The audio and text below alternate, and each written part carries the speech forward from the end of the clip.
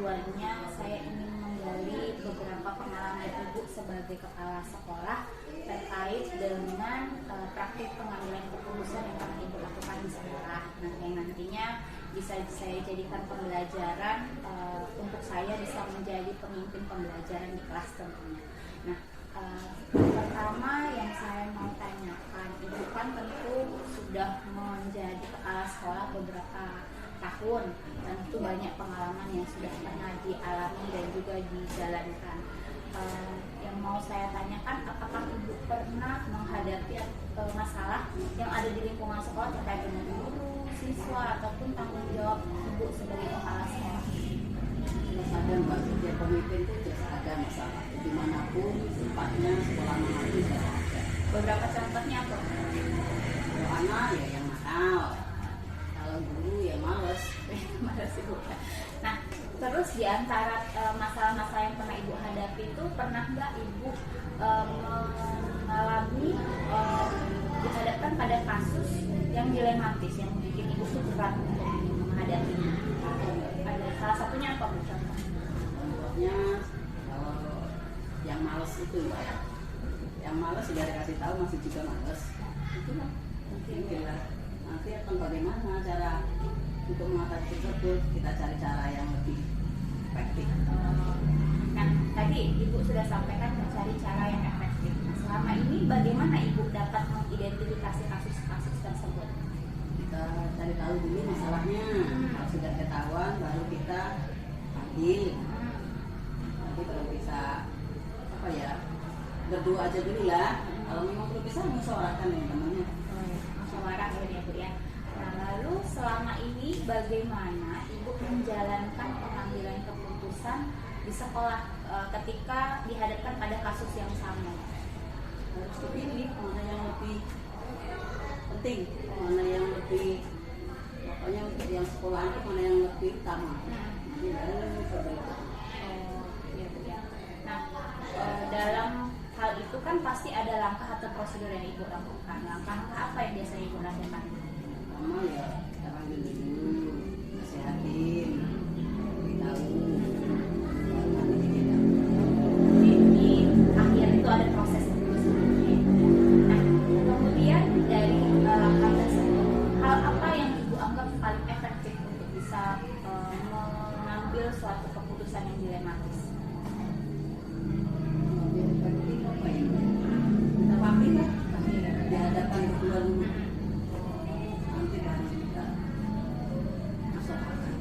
Baru komunikasi berduanya dulu ya Bu ya. Nah, di antara kasus-kasus itu dalam penyelesaian masalah ataupun pengambilan keputusan itu, apa tantangan yang pernah Ibu hadapi? Yang pertama tantangannya bisik-bisik orang tersebut lah. Kadang ada yang ngedrop kalau kasih tahu, ada yang enjoy aja. Kalau yang ngedrop itu yang perlu kita antisipasi supaya enggak ngedrop bagaimana. Lebih hati-hati ya Bu ya.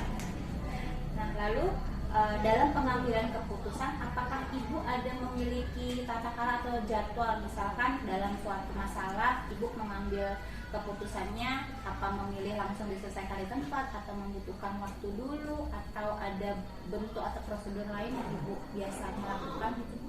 Kalau jadwal memang nggak ada, tapi bisa ditentukan kapan orang tersebut siap untuk menghadapi omelan kita. Berarti kesiapan dua-duanya juga ya Bu ya. Nah, dari itu tadi, dari yang sudah Ibu sampaikan tadi, apakah ada faktor di luar atau faktor pendukung atau orang yang biasanya membantu Ibu atau mempermudah Ibu dalam mengambil suatu keputusan? Yang jelas anggota keluarga di sekolah ini ya. Berikutnya ya dengan yang bersangkutan harus kita berdua lah kata ungkap supaya lebih mengerti. Kalau yang banyak mungkin malu atau gimana Mbak. Berarti tetap warga sekolah dilibatkan ya. Nah, terakhir, dari semua yang sudah Ibu lakukan, dari pengalaman-pengalaman Ibu dalam hal pengambilan keputusan, apa pembelajaran yang dapat Ibu petik dari pengalaman-pengalaman itu? Yang pertama tuh ya kita harus bijaksana dalam mengambil suatu keputusan. pusat, baik itu tentang masalah atau tentang kebijakan apapun harus bijaksana. Bijaksana dan penting. Baik Bu, terima kasih, sangat luar biasa pengalaman yang sudah Ibu sampaikan. Terima kasih atas pembelajaran tersebut. Mudah-mudahan dari apa yang sudah Ibu lakukan bisa menjadi pembelajaran saya nanti, bisa jadi pelajaran. Terima kasih ya Ibu ya. Sama-sama.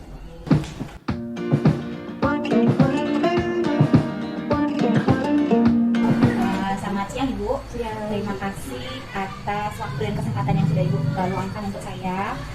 Di kesempatan ini saya berencana ingin tanya jawab sama Ibu, ya, berbagi pengalaman dan ya sharing terkait praktik pengambilan keputusan yang pernah Ibu lakukan selama Ibu menjadi pemimpin di sekolah. Ya, ini tujuannya sebagai pengalaman kami saja, pengalaman saya untuk bisa nantinya bisa menjadi pemimpin pembelajaran di sekolah saya. Karena ada beberapa pertanyaan nanti yang saya sampaikan, kita sharing seperti biasa aja Bu ya, nanti akan jadi biasa. Ya. Yang pertama yang mau saya tanyakan, sudah menjadi guru itu beberapa tahun, ya. Menjadi kepala sekolah juga sudah beberapa lama. Nah, selama menjabat jadi kepala sekolah, apakah Ibu pernah mengalami suatu kasus atau suatu masalah yang dihadapkan pada situasi benar, suatu masalah yang benar dan juga alasan yang benar? Artinya masalah yang dilematis bagi Ibu, kenapa Ibu mengalami seperti itu? Ya pernah sih Pak.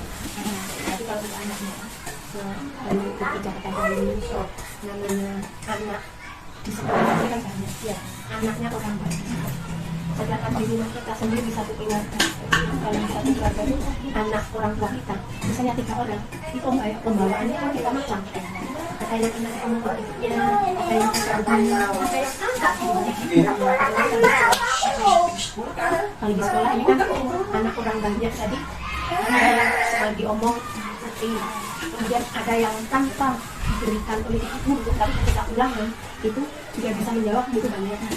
Tapi ada juga yang sudah berulang kali berulang diomongin, diajari, saya ya sebenarnya nggak boleh bisa membandingkan, itu nggak boleh.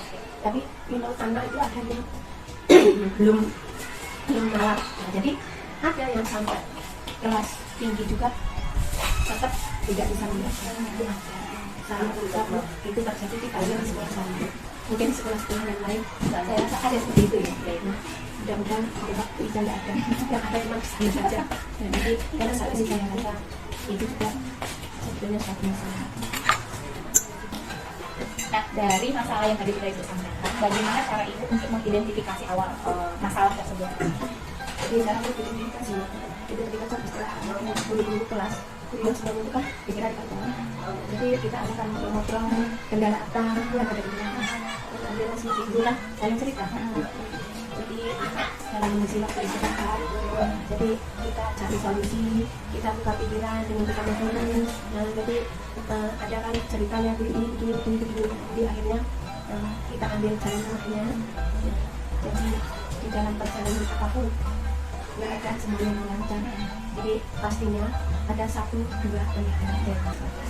Nah, tadi berarti kan Ibu sampaikan bahwa identifikasi yang dilakukan pertama itu mendengarkan cerita dari guru terkait kendala-kendala. Lalu, bagaimana cara Ibu untuk menjalankan suatu keputusan terhadap apa yang dihadapi oleh guru-guru tadi? Nah, jadi caranya begini, kita panggil kan jadi kalau yang anak-anaknya agak ke bawah, dalam artian agak ketinggalan, jadi kita panggil barimle, bagaimana anak bapak itu seperti ini. Kalau nanti ada pas kenaikan, misalnya anak bapak itu gitu ditinggal bagaimana, nah akhirnya kan ada solusi dari orang tua. Tapi orang tua itu kan bingung, bu anak saya sudah gede, kan malu.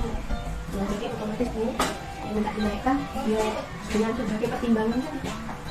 Jadi ada misalnya memang orang tua yang memaksa kita naikkan, tapi itu tidak ada dengan catatan bahwa kelas yang lebih tinggi dari kelas yang lebih rendah itu otomatis pelajarannya daripada kelas. Jadi mari monggo ayo kalau juga di rumah agak dipaksa, kemudian kalau masalah itu apa repot apa bagaimana banyak itu Kita ambil contoh tadi masalah yang sampaikan tadi. Apa yang Ibu lakukan, langkah atau proses apa yang Ibu lakukan untuk bisa menyelesaikan masalah tersebut? SD tadi dalam tiap harinya anak-anak itu kan berangkat sekolah kan nggak sendirian ya, ada yang ngantar. Nah jadi kadang-kadang yang ngantar itu kan tidak semuanya langsung pulang, jadi kan ada yang misalnya kita bilang ke orang tua ini agak banyak pikirannya, nah, jadi kita ajak diskusi. Nah, jadi lalu itu dia bisa memberi masukan ke kita, nah, jadi dengan alasan bagaimana kita bisa sampaikan alasan seperti ini, nanti bagaimana, jadi nanti kan kita pastikan dengan guru kita dari pendapat wali murid tadi. Nah terus kemudian ada itu kan dua komite, kalau itu kan ada komite itu kan datang ke sekolah, jadi kita ajak untuk berembuk ini loh yang di sekolah ini seperti ini. Nah jadi misalnya anak si A ini kalau nanti misalnya tidak dimenekan kan sudah bisa aman, kalau malu kan otomatis dia kan nggak melanjutkan sekolah. Jadi kalau dia saja putus berarti kan kita ini kan menyalahi. Nah, jadi anak putus sekolah itu yang disalahkan sebenarnya adalah orang tuanya, padahal faktor utama anak putus sekolah itu orang tua, tapi yang disalahkan kan orang sekolah. Nah, jadi daripada kita ini terlalu banyak disalahkan, jadi kita mengambil keputusan tidak menaikkan tadi berarti apa seperti yang aku sampaikan tadi, diskusi dengan pemangku kepentingan sekolah itu yang paling utama ya. Lalu hal apa saja yang selama ini ibu anggap efektif dalam mengambil suatu keputusan? Ibu anggap efektif apa masalah? Ibu bagaimana? Ilmu efektif ya, yang saya anggap itu ini. Misalnya atau ibu berdiskusi dulu dengan guru gitu. Nah, jadi begini, alasannya begini, kalau dia tidak naik kan lalu keluar. Nah, kalau misalnya anak itu tidak bersekolah, nah, jadi kan kita itu kan sudah termasuk menuntaskan wajib belajar lagi. Nah, jadi kan sekarang wajib belajar itu kan 12 tahun. Kalau di SD saja sudah berhenti, nah kamu tidak bisa masuk SMP kan nggak? Jadi salah satu caranya itu tadi di samping dia tidak bisa membaca, itu kan anak itu kan punya IQ yang lain, dalam artian punya kemampuan yang lain. Walaupun dia matematikanya kurang, tapi mungkin anak itu olahraganya bagus. Nah, kemudian mungkin anak itu punya apa istilahnya pintar atletiknya. Nah, jadi zaman sekarang itu kan tidak hanya kompetensi dasarnya kan tidak hanya membaca menulis, tapi bidang yang lain. Nah, itu saya rasa itu keputusan itu tidak merugikan gitu. Jadi juga tidak menyalahi karena pemerintah itu kan sudah menetapkan tidak hanya kriterianya tidak hanya bisa baca bisa tulis, walaupun sesungguhnya seharusnya lulus SD itu bisa baca bisa tulis. Berarti tidak hanya melihat dari sisi pengetahuan itu ya, tapi keterampilan lainnya juga diperhatikan.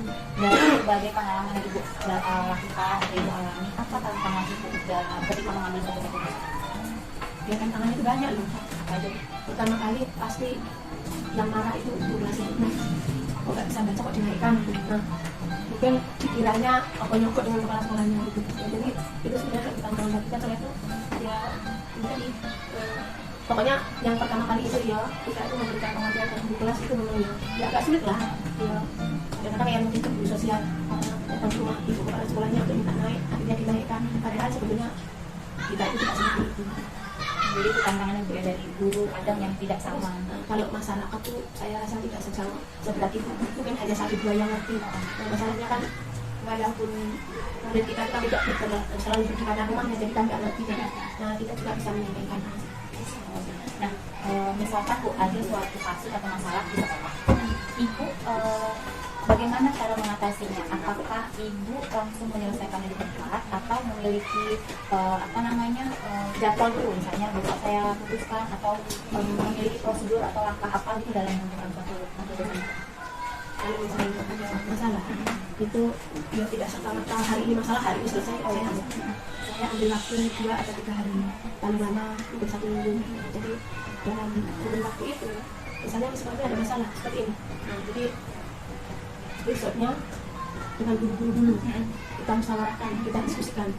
Nah kemudian hari berikutnya kita ambil dari wali murid atau dari komite atau dari ya misalnya kita juga minta saran dari pengawas.